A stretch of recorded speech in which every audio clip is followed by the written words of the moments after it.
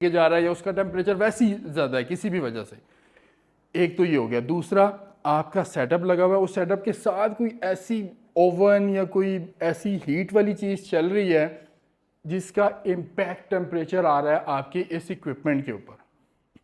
Motor पे ज़्यादा आ रहा है, पंप पे कम रिफ्लेक्ट हो रहा है, या पंप पे ज़्यादा आ रहा है, मोटर पे आगे कम रिफ्लेक्ट है। जिस साइड से भी वो आ रहा है, आपने उसको इसको कैलकुलेट करने का अपना तरीक़ेकार भी होता है। डिफरेंट मटेरियल्स होते हैं, वो डिफरेंट उसकी एक्सपेंशन होती है, उसका अपना एक तरीक़ेकार है, उसको भी हम आगे जाके डिस्कस करेंगे। देन पाइप स्ट्रेन आपके सेटअप सारा लगा होता है। कुछ लोग क्या करते हैं, वो रिमूव होता है उसका आगे पाइपिंग, और वो उसकी अलाइनमेंट कर देते हैं।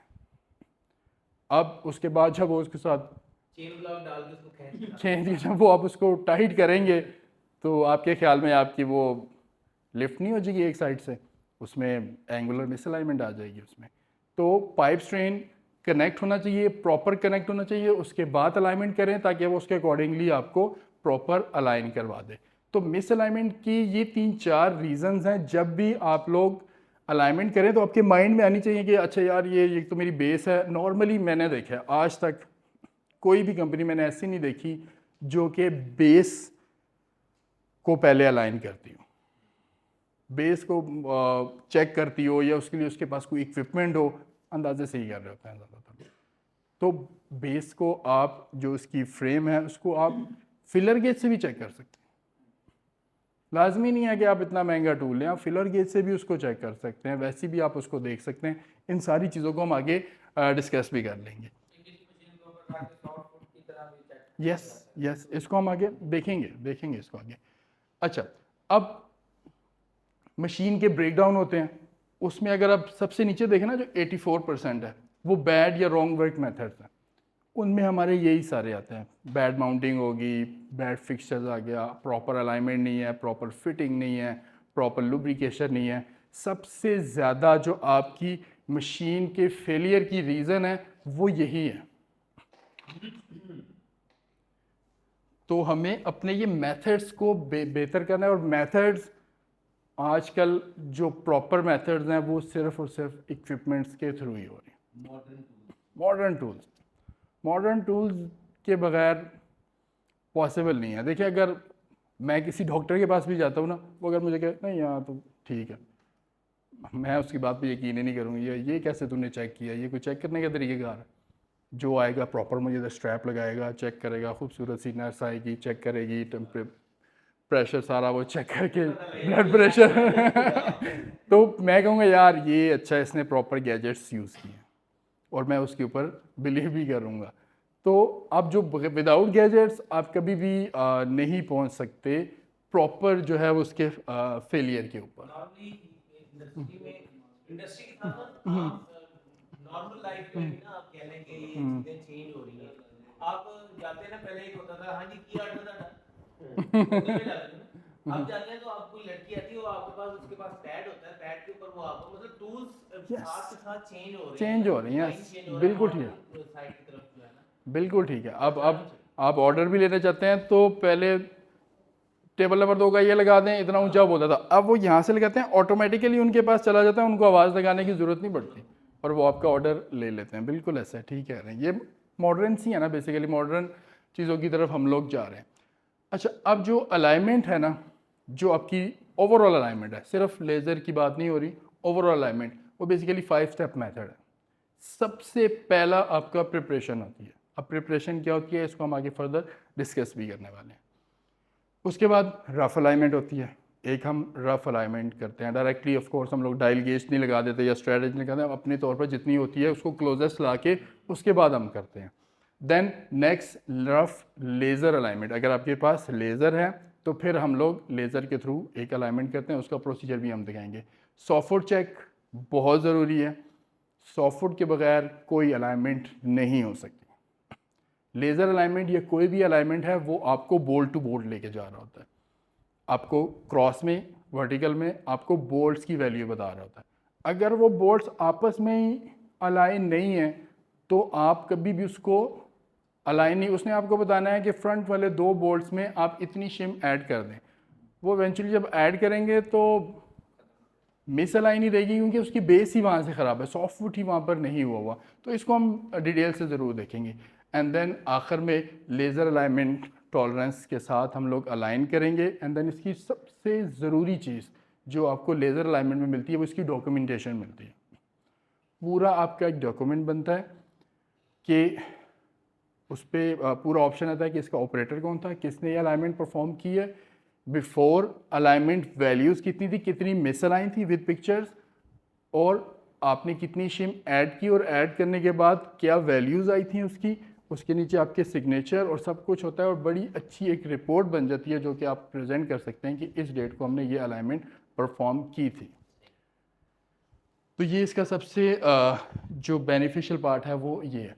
तो प्रिपरेशन में क्या होता है, सबसे पहले आप लोग के जिस तरह भी कह रहे थे कि वो पंप नंबर का वो आप शट डाउन ले लें और कुछ की वो सेफ्टी वगैरह सारा, तो वो वही चीज़ें अपने सेफ्टी शट डाउन टैग्स और सब कुछ वो कर लेना है।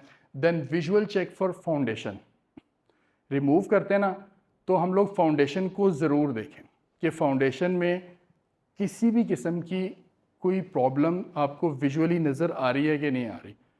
फाउंडेशन की वजह से एक केस तकरीबन 1 महीने तक लटका रहा था।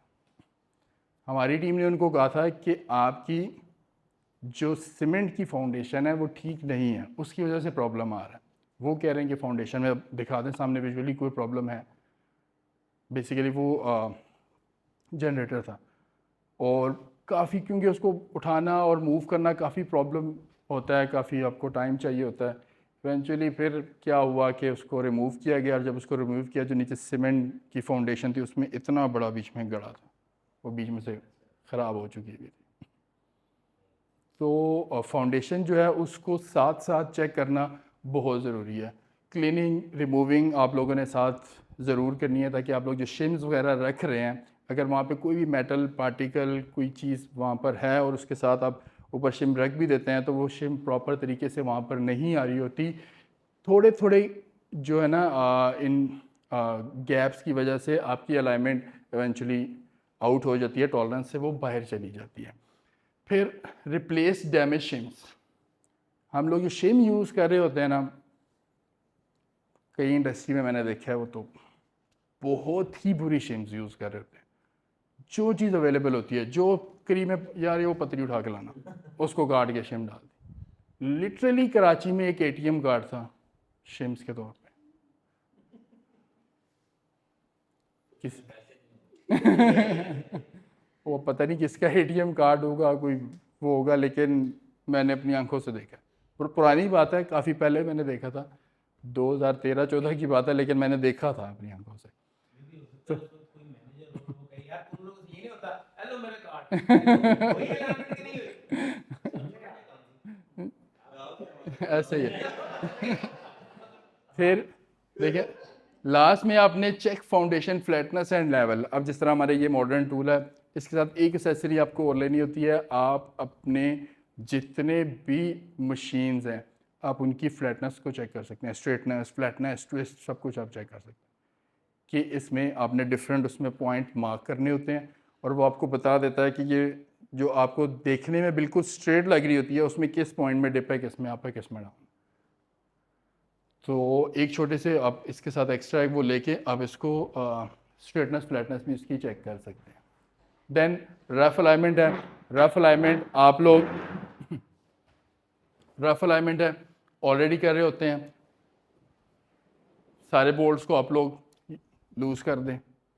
लूज़ करने के बाद आप फिलर गेज के साथ भी अपनी जो सॉफ्टवुड एक नॉर्मल सी है वो चेक कर सकते हैं। बजाय इसकी बिल्कुल ना करें, आप फिलर गेज से भी उसको चेक कर सकते हैं।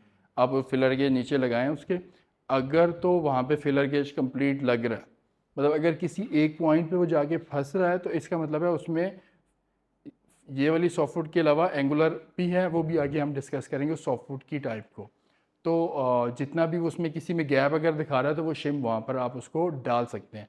नॉर्मली कुछ लोग हैं वो अब उनको बताया इक्विपमेंट जो नहीं परचेज़ कर सकते या जिनके नई बजट है, तो वो डिफरेंट शिम्स के साथ भी ट्राई कर रहे होते हैं। अच्छा ये वाली शिम यहाँ पे फिट आ रही है, तो वो उसके साथ एक नॉर्मल दुनिया के इसमें सॉफ्ट फुट है हमारे पास, ये 4 फुट बने हुए हैं, ये हमारे पास पीछे वाला जो फुट है, उसके के मतलब इस कॉर्नर से लेके हम चलते जा रहे हैं, नहीं जा रहे हैं, तो उस सूरत में हम पूरी शिम तो नहीं, उस साइड की या तो सॉफ्ट फुट को बैलेंस करने के उस साइड की डालेंगे, इस साइड पे नहीं है तो नहीं छेड़ना, इस साइड पे 100 फुट है तो उस साइड के बराबर करने के लिए आपने उस साइड पे उस साइज की जिसकी फिलर गेज है उस साइज की शिम आपने डालनी है ताकि वो दोनों साइड। वो कह रहे हैं नहीं, मेरा क्या मतलब एक फुट है उसका 25% ना ना नहीं नहीं नहीं नहीं 75 नहीं वहाँ पर मैं कह रहा नहीं, हूँ शिम का साइज हमारे पास फर्ज किया 1 फुट का साइज है हमारे पास, वो पूरी शिम का साइज। वो प्रॉब्लम है, समझ गया, वो प्रॉब्लम है आपकी स्ट्रेटनेस की। हाँ जी, मैं वही स्ट्रेटनेस यस वो आपकी स्ट्रेटनेस की प्रॉब्लम है, वो अगर वहाँ पे का तो नहीं है। वहाँ पे अगर वो खड़ी रहेगी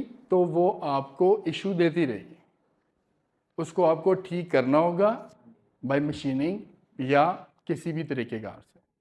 वो भी है यस वो भी है, आगे आ रहा है वो टॉपिक भी अभी आगे आ रहा है, उस ये सॉफ्ट फुट में हम लोगों ने इसको रखा हुआ है आगे। अच्छा दूसरी जो टाइटनिंग होती है ना, हम बोल्ट्स की टाइटनिंग कर रहे थे नॉर्मली, मैंने देखा है बहुत कम लोगों को मैंने देखा है वो टॉर्क रेंच यूज़ कर रहे हैं, ज़्यादातर बंदा बैठाया होता है, चाबी के आगे दूसरी चाबी और उस बेचारे से जितना जोर लगता है पहले बोल्ट पे ज़्यादा लगता है, दूसरे पे उससे कम हो जाता है, तीसरे पे उससे कम, आखिरी बोल्ट तक बेचारे में ज़ोर कम रह जाता है। तो उससे भी आपकी जो अलाइनमेंट है जो आप लोगों ने 100 फुट किया है और उसके बाद जो अलाइनमेंट की वैल्यू आई है उसके बाद आप टाइट कर रहे हैं, आपका डिफरेंस आ जाता है उसमें। अगर आप लोग लेज़र अलाइनमेंट लेंगे ना तो जब वो टाइट कर रहा होगा तो वो लाइव वैल्यू दिखाता है उसमें, तो वो आपको बताएगा कि आपने वैल्यूज़ ठीक दी हैं लेकिन फिर भी आपकी अलाइनमेंट एक्यूरेट नहीं है, वो रेड आपको ब्लिंक करता रहेगा, दिखाता रहेगा, या उसको येलो भी ले आएगा कलर पे कि अभी भी आपकी अलाइनमेंट ठीक नहीं है, इट्स मीन आप लोगों ने टाइटनेस अभी प्रॉपर नहीं की।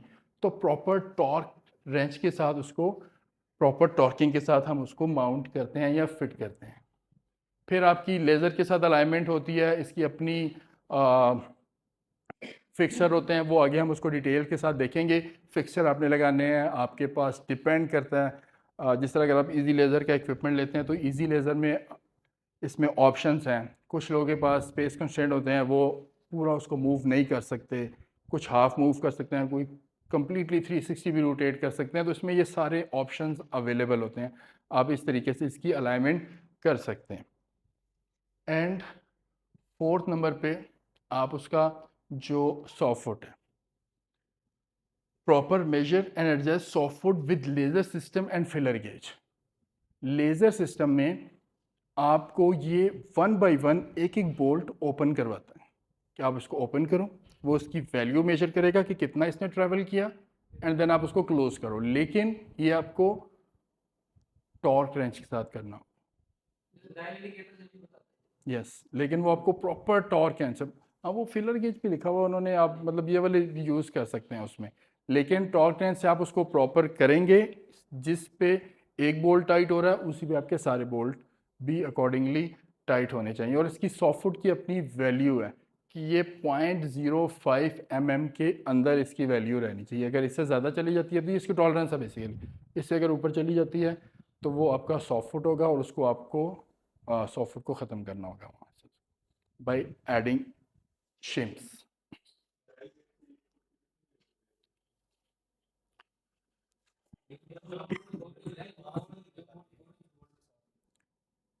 उसमें वो आपको डिटेल से बता रहा होता है बिल्कुल।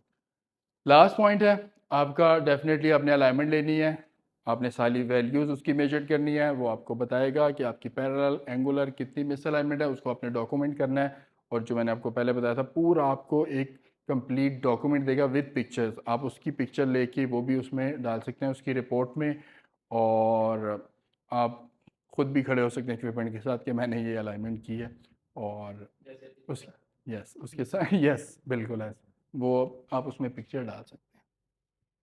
सो इसका बेनिफिट क्या है 5 स्टेप मेथड का।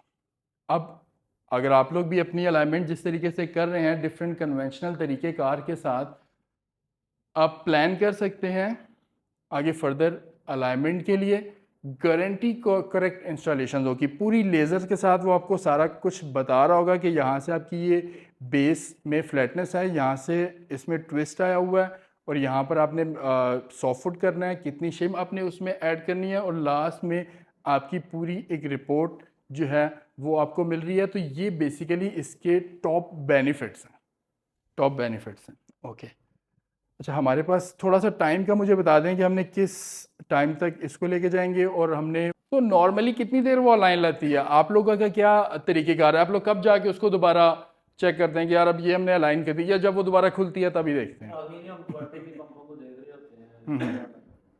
कैसे, क्या कोई आप लोग का प्रॉपर स्केजुअल बना हुआ है कि इतने घंटे के बाद आपने उसको चेक करना है, और वो चेकिंग आपकी डायल से होती है या किस तरीके से होती है?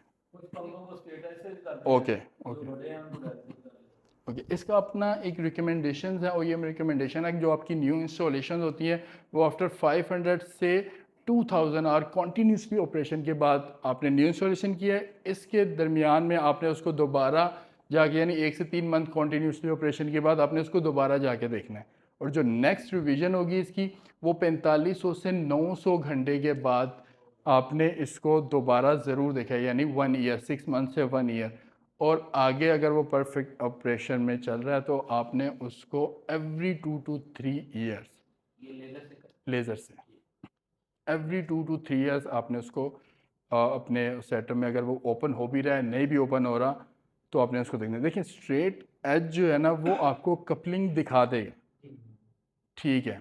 अगर आपकी उस इक्विपमेंट का, मैं अगर अभी यहाँ पे इसको लगाता हूँ ना, तो ये अगर लेवल रख भी देता हूँ तो मुझे शायद ये लेवल बता दे, लेकिन मैं जैसे ही इसको थोड़ा सा मूव करूँगा ना, तो शायद उसका 1 फीट थोड़ा सा नीचे मुझे ठक करके फील हो गया, यार यहाँ से ही आउट है। वो चलते हुए आपको फील होगा, खड़ी मशीन पे आपको वो ठीक बता देगा कि यार वो ओके है, लेकिन चलते हुए वो आपको प्रॉब्लम दे रहा होता है। तो लेज़र इसलिए ज़रूरी है कि वो आपको वैल्यूज़ कैलकुलेट करके दे देता है। फाउंडेशन क्या चीज़ है? फाउंडेशन कोई छोटी सी मुझे डेफिनेशन बता सकते हैं इसकी?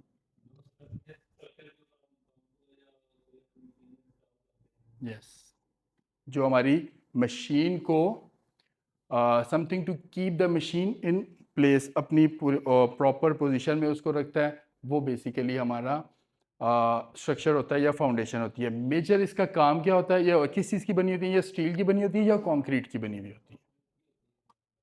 डिपेंड कर रहा होता है, स्टील की भी बनी होती हैं, कंक्रीट की भी बनी हुई होती हैं, इनकी बनी होती हैं। अब ये ऑफ कोर्स उतनी प्लेन नहीं बन सकती अगर कंक्रीट की हैं, तो इसके ऊपर हमारा ये जो सेटअप लगा हुआ है, फिर इसके ऊपर सारी बात आ जाती है, ये कितना स्ट्रेट है और कितना अलाइन है।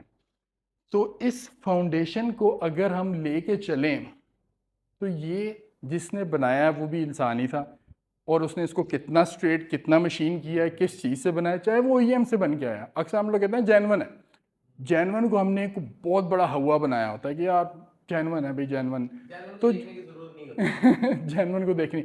अब जेन्युइन में भी तो प्रॉब्लम हो सकती है। मैंने गाड़ी ली, मेरी 500 किलोमीटर के बाद जेन्युइन था, उसके क्लच में प्रॉब्लम आ गया, क्लच प्लेट में, पूरा इतना बड़ा सेटअप उन्होंने मुझे चेंज करके दिया। जेन्युइन था, मैं कहता यार जेन्युइन है, क्यों चेंज हुआ, लेकिन अब प्रॉब्लम है जेन्युइन में भी। तो ये बेसिकली, ये देखें, ये इसकी स्ट्रेटनेस चेक कर रहा है। सेम इक्विपमेंट है, आपको एक डिटेक्टर, बस ये वाला ट्रांसमीटर है, ये एक्स्ट्रा लेना होता है, बाकी डिटेक्टर इसी के यूज़ हो जाते हैं। आपको ये यहाँ से लेकर यहाँ तक अब जितने पॉइंट्स हैं आपको बता देगा कि आपने मार्क करने होते हैं, उसके डिस्टेंसेस लेने होते हैं, और वहाँ पर आपको इस टूल को बारी बारी लगाना होता है, यहाँ पर, यहाँ पर, यहाँ पर। ये आप पे डिपेंड करता है, 10 पॉइंट, 20 पॉइंट, 2 पॉइंट, जितने भी चेक करना चाहते हैं, तो आपको बता देगा कि इस पॉइंट पे यहाँ पे डिप है, यहाँ पे अप है, यहाँ पे ट्विस्ट है, यहाँ पे बेंड है। बराबर रख के इसको चेक किया जाता है। यस, इसको, इसकी हाइट यहाँ से बराबर की जाती है, ये लेज़र है, ये इसको इस साथ सेंटर की जाती है, ये इसका ट्रांसमीटर है, ये डिटेक्टर है। इसके अंदर ये लेज़र रिसीव करता है, इमिट भी करता है, रिसीव करता है। इस केस में ये सिर्फ रिसीवर का काम करेगा, इमिटर का काम ये करेगा। यहाँ से हम इसकी, ये ट्राईपोड पे खड़ा है, आप इसको ट्राईपोड के अलावा आप इसको यहाँ पर भी लगा सकते हैं। अगर ये मैग्नेटिक हो तो आप इसको यहाँ पर डायरेक्टली हम इसके ऊपर लगा सकते हैं, अगर मैग्नेटिक नहीं है तो आप इसको ट्राईपोड के ऊपर भी लगा सकते हैं। तो इसको हम लोग पहले सेंटर कर लेते हैं लेज़र के साथ, कोई मुश्किल काम नहीं है। लेज़र लगाएंगे, लेज़र बीम होगा, वो आपको यहाँ पर शो कर रहा होगा कि आपकी वो लेफ़्ट राइट पे कितना है। इसके ऊपर नॉब्स लगी होती हैं, एडजस्टर होती है। मेजरली आपने उसके अंदर करना होता है, इसके जो दायरा बना था उसके अंदर लेके आना होता है, बाकी फाइन ट्यून वहाँ से आप लोग कर सकते हैं। ये बेसिकली बीम की surface. Yes yes yes, surface ही बता रहा है। Yes, flatness, straightness, bend, twist सब कुछ बताता है। अब जब आपका बेस स्ट्रेट होगा, ऑफ कोर्स आपका जो ऊपर इक्विपमेंट है वो आपको सालों साल प्रॉब्लम नहीं देने वाला।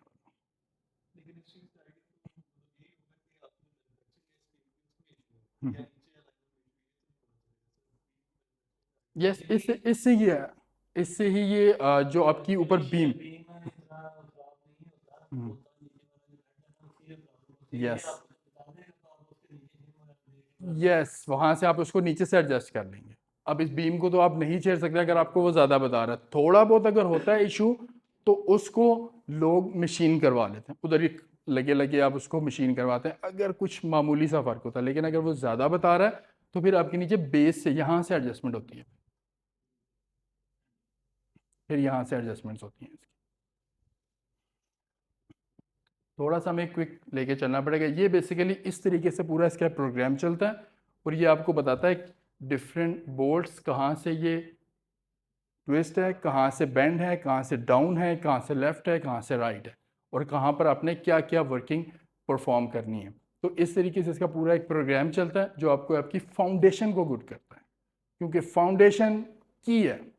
एक दफ़ा फाउंडेशन ठीक रहेगी आपकी तो अलाइनमेंट आपकी लॉन्ग लास्टिंग होती है और वो आपको प्रॉब्लम नहीं देती। जब अलाइनमेंट में प्रॉब्लम नहीं होगा तो मैकेनिकल सील, बेरिंग और वो हर चीज़ आपकी अकॉर्डिंगली हर चीज़ में इम्प्रूवमेंट आना स्टार्ट हो जाएगी। ये देखिए, अब ये लोग कितनी एयर में है, यहाँ से टाइट करने वाले ने अपनी तरफ से फुल घुमा दिया हुआ है और ये अपनी तरफ से फुल टाइट हो चुका हुआ है, लेकिन ये एयर में इसकी फ्लैटनेस प्रॉपर नहीं है।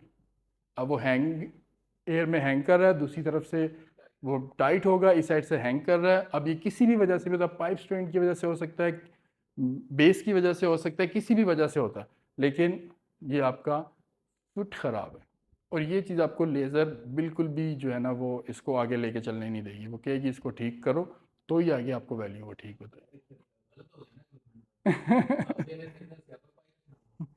एक दफ़ा 3 दिन स्यापा डाल देगी, आगे 30 साल से घूम देगी फिर। ये तो आपने लेजर के थ्रू बताया ना कि इसकी स्ट्रेटनेस, इसके अलावा लेजर के अलावा इसको लेज़र के अलावा जो है ना वो फिर दिल की तसल्ली है, लेवल वो दिल की तसल्ली है, लेकिन वो इस लेवल का नहीं बताएगी। ये आपको विथ वैल्यू सब कुछ बता रहा होगा, लेकिन लेवल ही है उसके बाद। अब ये देखें, ये प्रैक्टिकल उसकी हैं बैंड की। आपकी यहाँ से डाउन है, गैप है, यहाँ से भी टाइट है, ये भी टाइट है, बीच में गैप है। यहाँ से आपकी रस्टिंग, क्रोजन सारा कुछ स्टार्ट होने वाला है, जो आपके इस बेस को भी ख़राब करेगा और आपकी इक्विपमेंट की लाइफ को भी कम करेगा। आपने टाइट कर दिया हुआ है, वो फुल टाइट भी हो गया। जिस बंदे ने जोर लगाया उसने अपनी एक स्पेसिफिक साउंड सुननी है बोल्ट की, वो उसने सुन ली है कि वो आवाज़ भी आ गई है।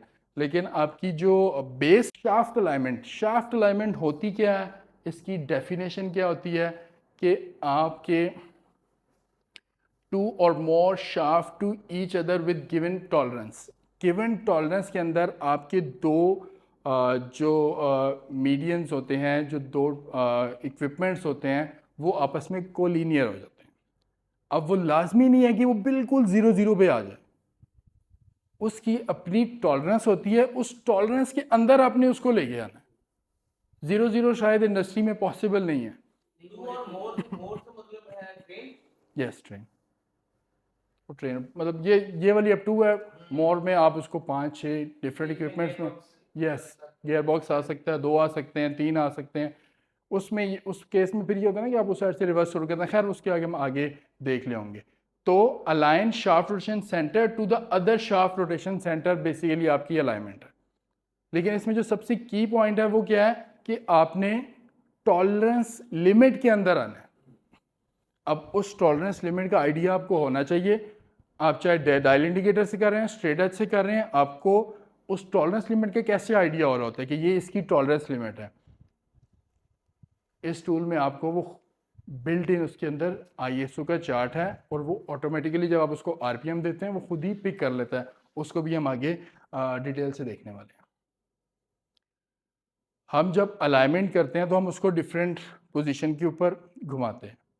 अक्सर लोग गलती करते हैं, तो मैंने यहाँ पर उसकी एक स्लाइड अलहदा से डाल दी थी कि आपने जब भी अलाइनमेंट करनी है, स्पेसिफिकली जब लेज़र अलाइनमेंट करनी है, तो आपने जितनी भी वैल्यूज़ लेनी है उसको टर्न करने की, रोटेट करने की, वो आप मूवेबल साइड पर इसके पीछे खड़े हैं और आपकी जो भी क्लॉक बनेगी वो फिर इस साइड से बनेगी। ये 12 है, ये 9 है। अगर आप इधर खड़े होगे तो फिर तो आपकी सेटिंग ख़राब होगी 9 और 12 की। तो आपने हमेशा मूवेबल के बैक साइड पे खड़े हैं और उसके बाद आप इसको पिक कर रहे हैं। लेकिन अभी जो इनकी मॉडर्न लेटेस्ट अपडेट आई है लास्ट मंथ में, उन्होंने इसको भी ख़त्म कर दिया। कहते हैं फ्री है, आप जिस साइड मर्जी घुमा दें, टूल ऑटोमेटिकली इसको डिटेक्ट करके उस साइड पे चला जाए। ईजी टर्न है, फ्री टर्न है, आप उसको किसी भी साइड पे, किसी भी एंगल पे, कहीं भी घुमा दें, वो उसको पिक कर देगा।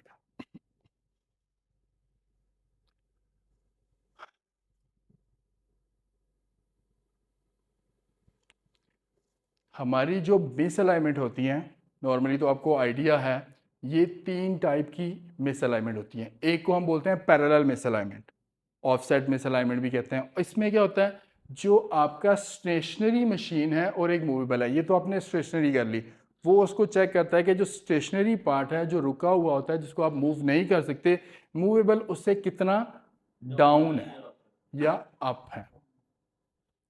Just down, up and down को वो इसमें देख रहा होता है।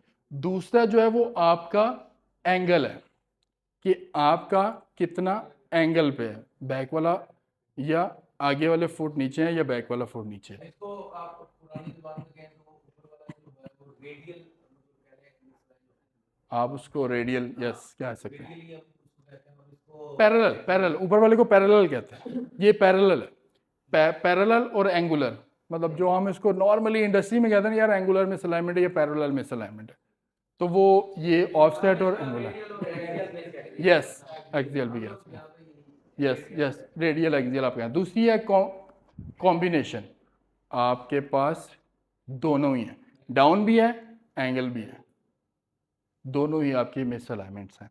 तो ये 3 किस्म की मिसअलाइनमेंट है जो आप लोग नॉर्मली अपने टूल के साथ भी डिटेक्ट करते हैं, और ये भी इन्हीं मिसअलाइनमेंट को और तरीके से लेके चल रहा होता है। सैग एंड गैप पैरेलल में, अब ये देखिए, ये इसका ऑफसेट है और ये इसमें सैग आया हुआ है, एंड देन ये इसका गैप है, एंगुलर में उसका गैप आया हुआ है, सैगिंग भी है, गैप भी है। ये इन चीज़ों को भी जज करता है उसके साइज से, उनके डिस्टेंस से, और आपको बताता है कि ये गैप कितना होना चाहिए। इन्हीं गैप की बेसिस पे इसकी पूरी एक मैथमेटिकल कैलकुलेशन होती है।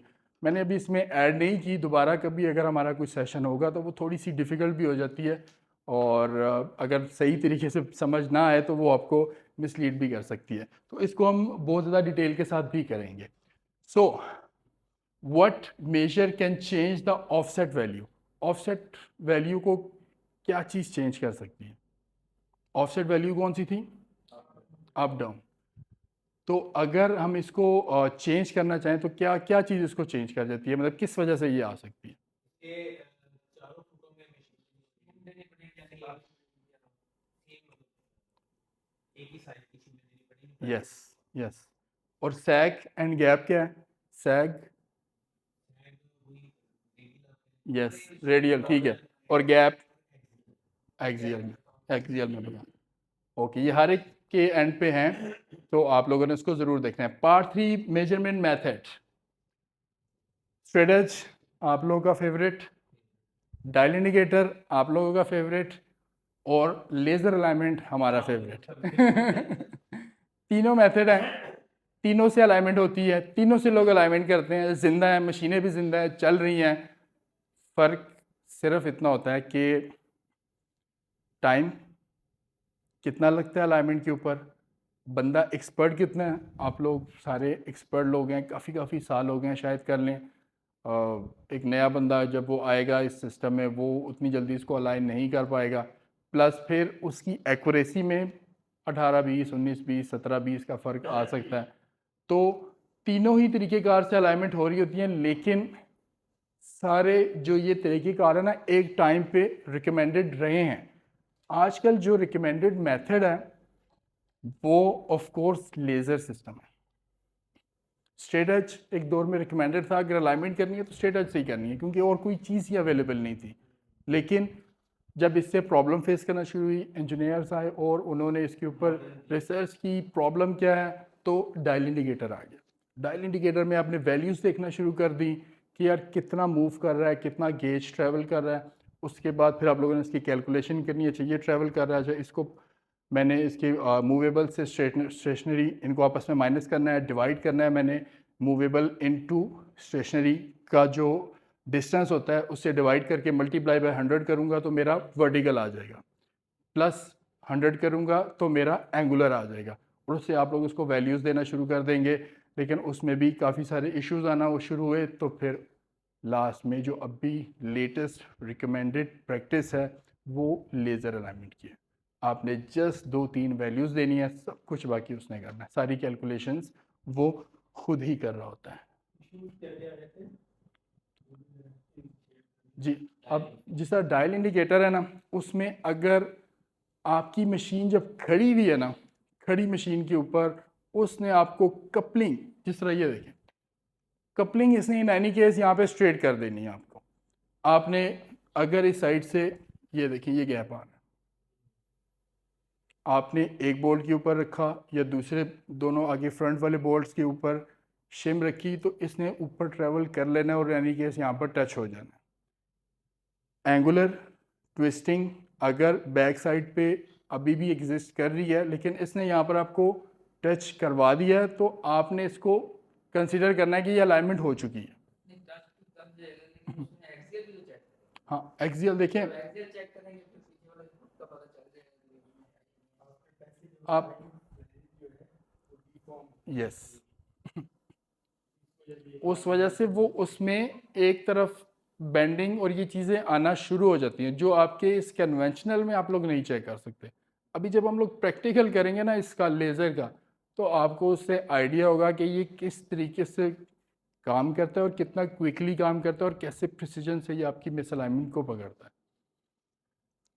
इसी तरह डायल इंडिकेटर है। डायल इंडिकेटर में जो आपके ये इसकी टॉलरेंस रन आउट की भी है, जो आप डायल इंडिकेटर से भी चेक कर सकते हैं और लेज़र से भी चेक कर सकते हैं। पहले आप डायल इंडिकेटर से रन आउट चेक करते हैं, उसके ऊपर रख के आप उसको रोटेट करते हैं, कितना वो उसकी नीडल मूव कर रही है, किस जगह पर ज़्यादा कर रही है, किस जगह पर कम कर रही है। शाफ्ट की आपकी रन आउट है 0.025 mm और कपलिंग की आपकी मैक्सिमम जो है वो 0.05 mm है। जो इसका नॉर्मल रिकमेंडेड तरीक़ेकार है वो लेज़र का ही है। लेज़र से आप लोग एक्यूरेट रन आउट इसका चेक कर सकते हैं। डायल इंडिकेटर के अंदर आपकी ये वाली setting due to its weight आ जाती है इसमें। जब आप इसको इक्विपमेंट को लगाते हैं रिम एंड फेस वाली पे, तो इसमें ये वाले इश्यूज आ जाते हैं। Important to consider hanging arms play जो है वो बड़ा एक इम्पोर्टेंट रोल प्ले करती है इस केस में। लेज़र में आप लोगों ने वैल्यूज़ प्रोग्राम पे जाके इजीली इवन आप बेरिंग की प्ले भी चेक कर सकते हैं। अब बेरिंग की भी प्ले चेक कर सकते हैं। आप उसको लगाएंगे वैल्यूज़ प्रोग्राम पे, 0 पे आएगा वो। अपने नीचे से कोई भी उसको वो चीज़ रख के मूव करेंगे तो वो ऊपर मूव करेगा। बेरिंग के अंदर जैसी बेरिंग उस वहाँ पर लगेगा तो आपको बता देगा कि इतनी प्ले आपकी इस वक्त आपके बेरिंग में है, कि आपने मज़ीद उसको टाइट करना है या लूज़ करना है, वो भी आप उसको चेक कर सकते हैं।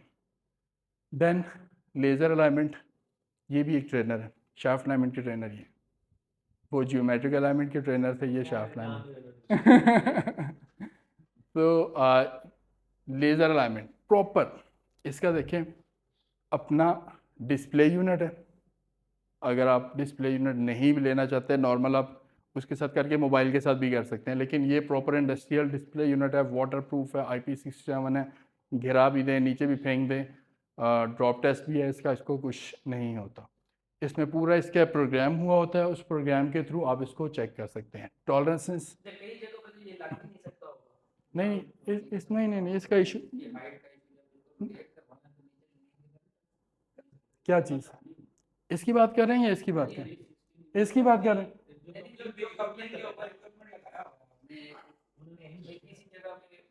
हर जगह पे लगेगा, आपके पास का अगर इशू हो हाइट का इशू है, हाइट कम है आपके पास वहाँ पर या ज़्यादा है हाइट, कम है, तो ये इसके फिक्सर्स कम ज़्यादा हो सकते हैं। यहाँ पर नहीं लग रहा, आप इसको कपलिंग के ऊपर लगा सकते हैं। 360 ना घुमाएं, 360 ना घुमाएं, इजी टर्न है, इजी टर्न। अब इन्होंने ऑप्शन ये देखें, अभी लेजर अलाइनमेंट है, लेजर अलाइनमेंट भी आगे एडवांस होता जा रहा है और डिफरेंट कंपनीज के डिफरेंट है। अब एसकेएफ के अगर आप लेजर अलाइनमेंट टूल की बात करें, उसमें आपने उसको 12 o'clock, 9 o'clock और 3 o'clock लाजमी घुमाना है, वरना वो वैल्यू नहीं पिक करेगा। इजी लेजर है, आपके पास 60 डिग्री, 45 डिग्री, 40 डिग्री की भी जगह है तो वो उसमें वैल्यूज को पिक करते हैं। अगर आप दोनों को नहीं घुमा सकते, एक को घुमा सकते हैं, कुछ एप्लीकेशन ऐसी होती हैं कि अब वो कपल आप अगर उनको कर लेते हैं तो वो रोटेट नहीं होती। आगे उसके साथ फैन बड़ा लगा हुआ है, पंप है, पंप के साथ अटैच्ड है बड़ा फैन, और आगे वो है, आप उसको हाथ से मूव नहीं कर सकते, चलाएंगे तो ज़्यादा वो चल जाएगा। तो इसकी प्रिसीजन इतनी है कि आप इसको मूवेबल वाला साइड वाला आप अनकपल करें, मूवेबल वाला साइड लगाएं, मूवेबल वाला घुमा दें आप, और इस टूल को यहाँ से आप लूज करके अलहदा से सिर्फ टूल को घुमा दें और उसकी लेज़र इसके सामने लेके आएंगे तो वो इसकी डेविएशन को पिक कर लेता है। रही होती है इम्पैक्ट वाइब्रेशन आ रही होती है कहीं से भी, अगर वो उसमें आ रही है इम्पैक्ट वाइब्रेशन, तो आप जब वैल्यूज़ लेते हैं डायल इंडिकेटर से या किसी भी चीज़ से, तो वो कोई एक वैल्यू आप उसको पकड़ते हैं, जबकि ये टूल क्या है, ये आपको फ़िल्टर का ऑप्शन देता है कि आप इस पर फ़िल्टर लगा दें, 4 5 6 फ़िल्टर लगा दें। अब ये क्या करेगा, उन वैल्यूज़ को 6 7 वैल्यूज़ को लेगा खुद से ही, और उन 6 7 वैल्यू का मीन निकाल के उस वैल्यू के ऊपर आपको रीडिंग शो करेगा। ऐसा नहीं है, अब वो अब सिंगल जब वैल्यू ले रहे होते हैं ना, तो वाइब्रेशन आ रही है, वाइब्रेशन पीक पे आपने जाके वैल्यू पकड़ ली, अब वो वाइब्रेशन की वजह से वैसे ही उसने उसको मिसअलाइन बता दे दिया, आपने वही पीक वाली वैल्यू पकड़ ली, उसके अकॉर्डिंगली आपने शिम डाल दी, वो पहले से अलाइन था, आपने उसको मिसअलाइन कर दिया। तो मेंटेनेंस ये वाले टूल क्या करते हैं मॉडर्न, ये आपको इसमें फ़िल्टर का ऑप्शन है, आप इसमें 6 7 5 6 7 नॉर्मली कहते हैं मिनिमम 4 फ़िल्टर लगाने चाहिए, डिपेंड कर रहा होता है आपके एनवायरनमेंट के ऊपर, या आपकी हवा चल रही है वहाँ पर, या आपका टेम्परेचर ज़्यादा है, तो आप उसके अकॉर्डिंगली फ़िल्टर लगा सकते हैं।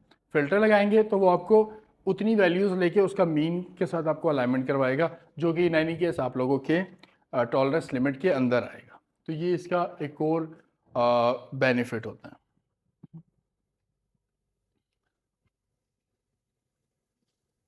पाइप स्ट्रेन हमने पहले भी डिस्कस किया था कि आप लोगों ने अलाइनमेंट करने से पहले इस चीज़ को ज़रूर कंसिडर करना है कि आपने अपनी जो आउटपुट है उसको किस तरीके से उसके साथ फिक्स किया हुआ है, वो फिक्स होनी चाहिए, लूज कंडीशन में नहीं करना, बाद में फिक्स करेंगे आपकी अलाइनमेंट ख़राब हो जाएगी उसके।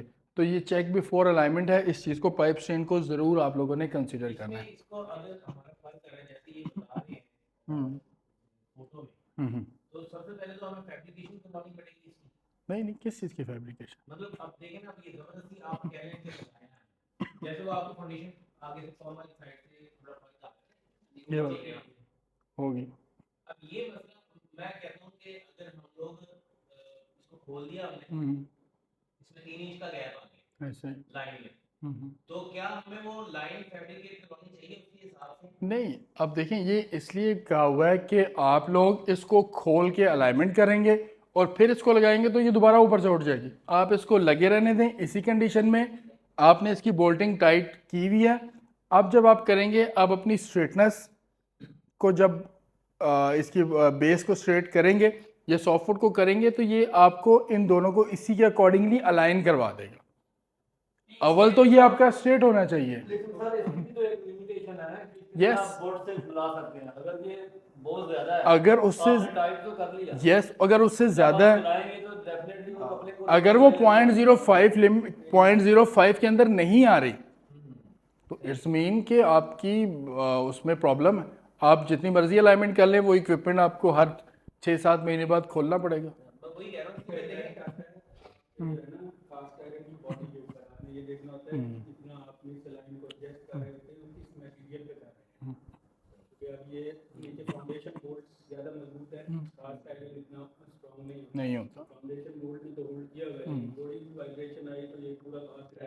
क्रैक हो जाता है। अब सिलसिला में वही है, नॉर्मली हमारे पास होता ही है कि स्टीम की लाइनें हैं और 8-10 साल हो गए हैं, उसके बाद उनमें फर्क आ जाता है, उसके बाद जो है हमारा गैस जाता है। यस, ज़्यादा हो हम जाता लोग जबरदस्ती उसको ये लगाते हैं। वर्टिकल हॉरिजॉन्टल लगा हुआ है, जी जी ये था नेचर है। अब उस वक्त सर्दी के क्या करते, बागी डाल के बोर्ड डाल के चले, इसमें जो है 3 कपड़े में थोड़ी हम अलाइनमेंट करते थे, बिल्कुल सीधी 0-0 करते थे, मतलब उस वक्त गोरा भी साथ था, तो जैसे चलता था तो दूसरे तीसरे दिन कपड़े में तोड़ देते। हर चीज जो है वो बाद में डीकपल किया पीछे से सर्दी के वो प्लांट, तो इतना फर्क था, फिर उसको हमने काट के दोबारा लाइन करते। यस, अगर वो उसकी लिमिट के अंदर आ रहा है तो फिर वो होगा, अगर लिमिट में वो नहीं आ रहा, वैल्यूज़ वहाँ पे नहीं आ रही फुल टाइटनिंग के बाद, तो आपको इसको मैनेज करना पड़ेगा, वरना तो आप इसको रीअलाइन करके और कपलिंग्स को और बेरिंग्स को चेंज कर करके आप लोग थक जाएंगे।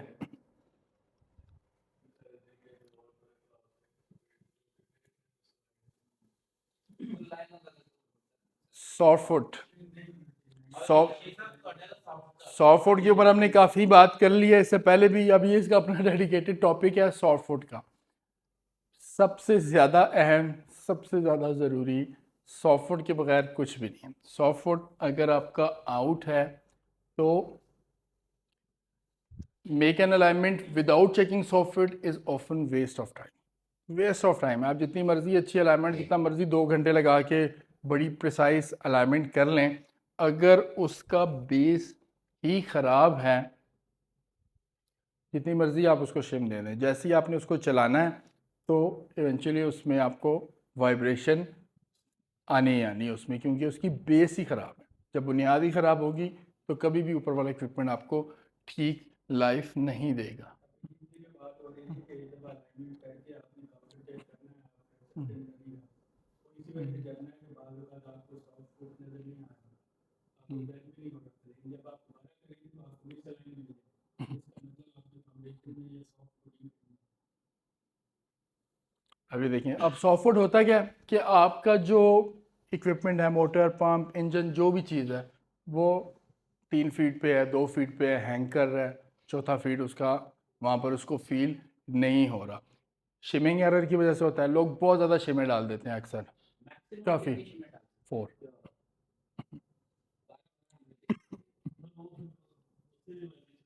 यस, या आपकी फाउंडेशन फ्लैट नहीं होती, उसकी वजह से आपका सॉफ्ट फुट आ रहा होता है, या फिर 1 और मोर मशीन फीट्स आर डैमेज। अगर आपकी मशीन फीट भी डैमेज है तब भी आपका सॉफ्ट फुट वहाँ पे एग्जिस्ट कर रहा होगा, आप जितनी मर्जी शिमिंग कर दें नहीं होता।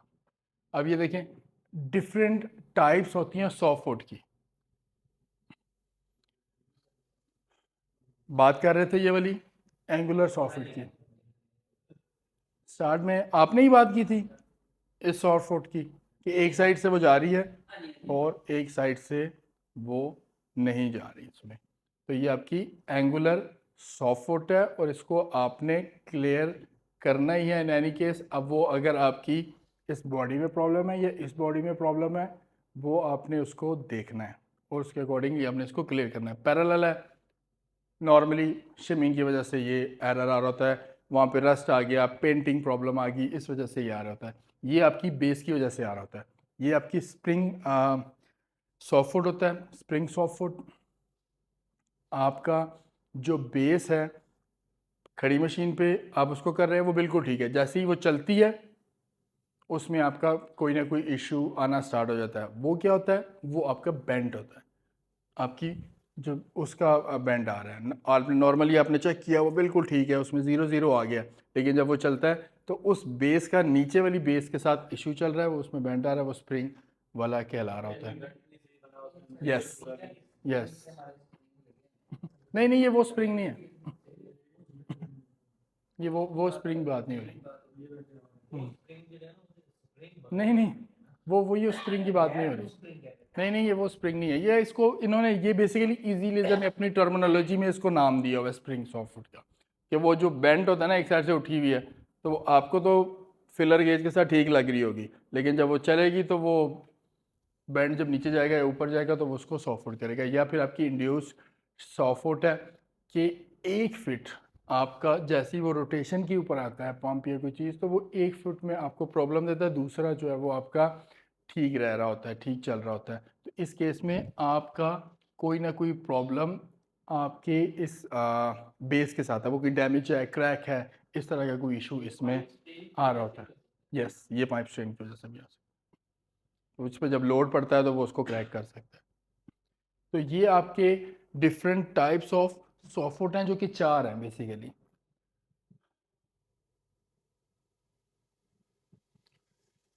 अब आपने जो प्रिपरेशन करनी है, एडजस्टमेंट करनी है, वो क्या है? मशीन के जितने भी आपके नीचे वाले पोर्शन हैं, रिमूव करके आपने उसको अच्छे से क्लीन ज़रूर करना।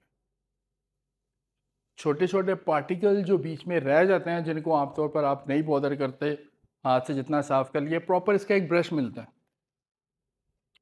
वाइड वाइड वाला ना, वायर का बना हुआ एक ब्रश होता है, उसके साथ प्रॉपर आप इसको क्लीन करना है। Replace old rusty शिम्स।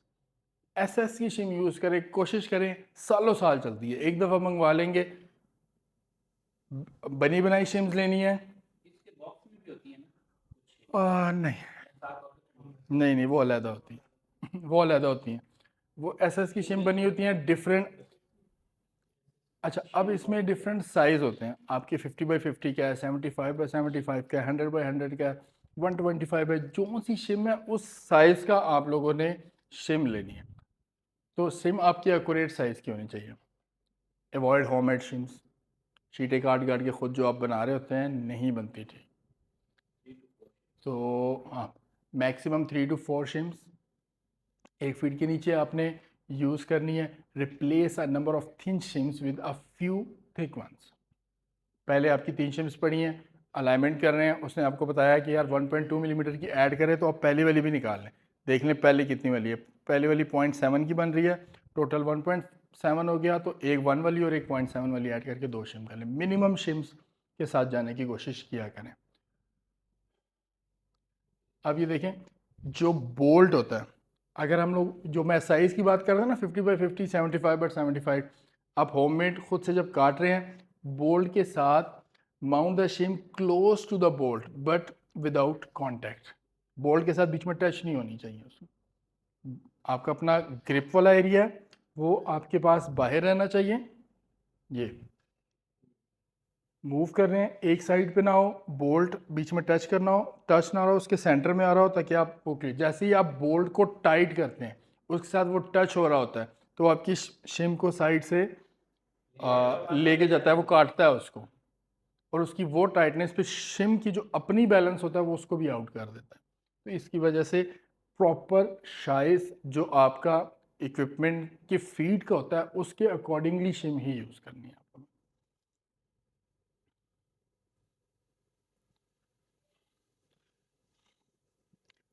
अच्छा, अब जब हम लेज़र के साथ चेक करते हैं शिम सॉफ्टवुड, तो प्रॉपर इसका डेडिकेटेड प्रोग्राम है सॉफ्टवुड का। अभी सॉफ्टवुड प्रोग्राम है, आपने दोनों फिक्सचर लगाने हैं। फिक्सचर लगाने के बाद इसने आपको बताना है कि ओके, ये फिट 1 है, फिट 2, फिट 3, फिट 4, फिट 4 है, फिट 3 है, फिट 2 है, इसने आपको बताना है। प्रॉपर टॉर्क के साथ पहले आपके बोल्ट टाइट होने चाहिए। एक ही टॉर्क के ऊपर सारे बोल्ट आपके टाइट होंगे। टाइट होने के बाद इसने आपको बताना है कि फीट 1 को ओपन करो। आप फीट 1 को ओपन करेंगे, ये इसकी रीडिंग को नोट करेगा, मेजर करेगा, एंड देन साथ ही आपको कहेगा, जब नोट कर लेगा तो साथ कहेगा आप इसको क्लोज करो। तो आपने उसी टॉर्क के ऊपर इसको क्लोज करना है। इसने वो मूवमेंट चेक करनी है, वो मूवमेंट होनी चाहिए 0.05 mm के अंदर अंदर। ये इस दौरान लेजर किधर लगानी है? लेज़र तो आपके लगे हुए हैं मोटर और पंप पे, इन्हीं लेज़र ने तो रीडिंग लेनी है। ये तो आप जब शाफ्ट अलाइनमेंट का प्रोसेस स्टार्ट करते हैं ना, तो वो उसके लिए ये लगाते हैं, तो ये उसी की कॉन्टिन्यूएशन में आता है कि आप पहले सॉफ्टवुड चेक कर लें, फिर ये इसको रीड करेगा, फिर आपको कहेगा बोल्ट 2 करो, बोल्ट 3, बोल्ट 4, बारी बारी सारे बोल्ट को करेगा। फिर आपको ये बताएगा कि आपके इस एक्सेस में है, इस एक्सेस में है, इस एक्सेस में है, किस एक्सेस में प्रॉब्लम है। अभी आपको इसने बता दिया इसमें 2.2 है, यहाँ पर जितनी भी वैल्यूज़ होगी उसके अकॉर्डिंगली आप बाकी शिम्स इसमें ऐड करके ऐड करने के बाद दोबारा इसको टाइट करेंगे और दोबारा सॉफ्ट फुट को परफॉर्म करेंगे। 1 मिनट का प्रोसेस है ये, मतलब ऐसा नहीं है कि सॉफ्ट फुट को बहुत लंबा प्रोसेस है, आपने बस टाइट लूज ये थोड़ा सा एक है, तो आप इसको सॉफ्ट फुट करेंगे। ये देखें फ़िल्टर लगा हुआ है, ये फ़िल्टर का ऑप्शन है।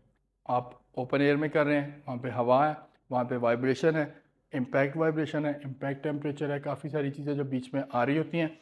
तो फ़िल्टर जो है वो आपको एक्यूरेसी देता है ज़्यादा आपकी अलाइनमेंट की।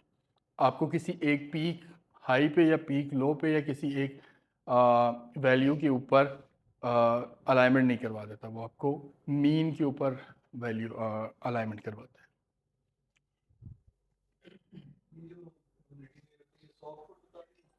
यस, ये सॉफ्टवेयर, अब ये इसने सॉफ्टवेयर बता दिया, चारों वैल्यूज़ पे सॉर्ट है। अब वो कह रहा है कि loose the bolt for RF का बोल्ट लूज़ करेंगे, और LR check with the feeler gauge और shims to estimate the air gap. बाकी में आप उसका एयर गैप्स को देखेंगे वो कितना है, उतनी शिम आप बाकियों में भी ऐड कर देंगे। अब वो सारे मीन आपस में जब बराबर हो जाएंगे, या तो आपके पास ऑप्शन होता है मशीनिंग करें, मशीनिंग आप लोग कर नहीं सकते, आपको सारा सेटअप खोलना पड़ेगा, ये करने का। तो मशीनिंग से बेहतर ये होता है कि आप बाकियों में शिम ऐड कर दें, बाकियों में शिम ऐड करके आप उसको क्लोज कर दें, दोबारा चेक कर लें, आपकी विद इन लिमिट आ चुकी होती है सॉफ्ट फुट। तो इस तरीके से आपको इसमें ये भी ऑप्शन है, अब जैसे यहाँ कहेंगे left front, right front, rear, right और लेफ्ट रेयर, ठीक है। तो इसमें फुट 1 2 3 4 मतलब ये आपको खुद ऑप्शन कर सकते हैं ऐसे। नहीं, ये आपको खुद ऑप्शन देता है कि ये वाला फुट 1 है, ये 2 है, ये 3 है, आप खुद से नहीं कर सकते, यही आपको बताइए, इसी को आपको फॉलो करना होगा।